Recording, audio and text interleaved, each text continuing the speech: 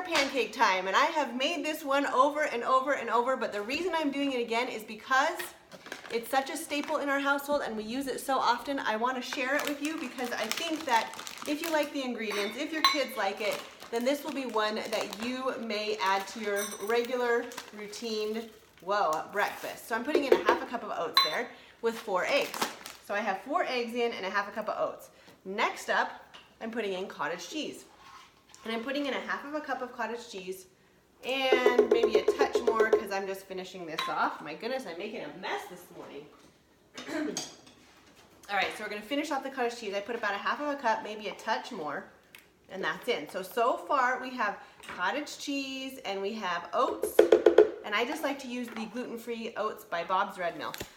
Next up, my goodness, I keep moving that around. Okay, next up I'm going to put in my cinnamon.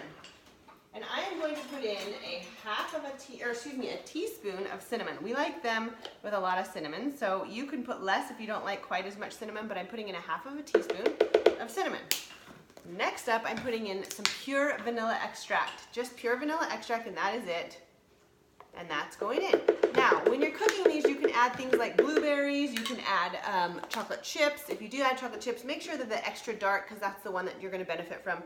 And you can also add pumpkin puree to the batter if you want to. That's always a good addition. All right, here we go. Blending it up on the batter's setting.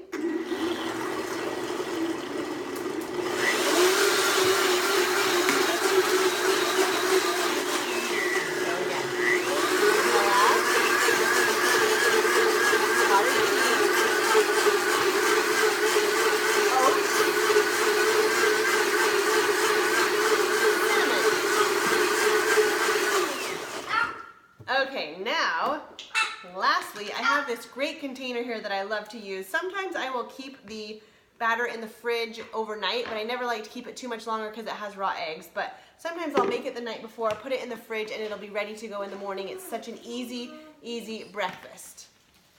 All right, so if I can get this top on here, I'll show you what's next. I'm gonna take you over to the stovetop here.